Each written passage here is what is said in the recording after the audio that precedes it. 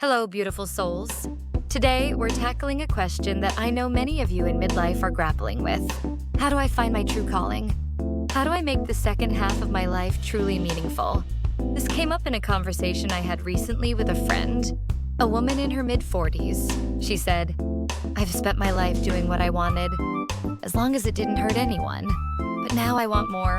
I want to spend my midlife doing something meaningful, something that feels like a true calling." She's looking, she said, for something more than just a job that pays the bills. And my response, perhaps a little blunt, was, "There's no such thing as a true calling." I know. That might sound harsh, especially when so many self-help gurus are telling you to find your passion and live your dream. But I think the concept of a single, preordained calling is a dangerous myth, especially in midlife. It sets us up for disappointment, for endless searching, for feeling like we're failing if we haven't discovered our one true purpose. So, what's a better approach? I shared 3 principles with my friend, and I want to share them with you. First is do something that allows you to be independent. There's no shame in that. There is no job that is inherently better or worse than another, except for 2 categories: illegal activities and immoral actions. Outside of those, any work that allows you to be self-sufficient, to provide for yourself and your family, is honorable.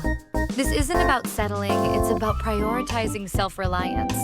It's about recognizing that before you can change the world, you need to be able to support yourself in it. Forget the idea of a calling, and focus on finding something that provides a stable foundation.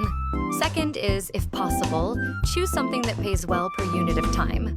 In other words, prioritize efficiency. If you're going to dedicate your time and energy to something, it makes sense to choose something where your labor is highly valued. This isn't about greed. It's about maximizing your resources so that you have more freedom, more options, and more time for other things. This might mean learning a new skill, seeking a promotion, or even starting your own business. But the core principle is be strategic about your labor. Choose something where your efforts translate into meaningful financial reward. Third is if you have your basic needs covered. And if you have the luxury of choice, then by all means pursue what you love. This is the key only after you have a stable foundation. If you're not yet in a position where you can comfortably support yourself, then focus on finding efficient, well-paying work. Pursue your passion as a hobby, as a side project, as something that nourishes your soul outside of your primary work. It's like Maslow's hierarchy of needs. You can't focus on self-actualization if you're struggling to meet your basic needs. First, secure your foundation, then you can build towards your passions. The truth is, the pressure to find a true calling in midlife often stems from a place of fear. Fear of wasted time, fear of meaninglessness, fear of not leaving a legacy. But I believe the most meaningful life isn't about finding one grand purpose. It's about living each day with intention, integrity, and joy. And that can happen whether you're flipping burgers, crunching numbers, or writing poetry. So let go of the true calling myth. Focus on building a solid foundation, and then let your passions bloom around it. This isn't about settling. It's about creating a life of genuine freedom and fulfillment. What are your thoughts on the true calling myth?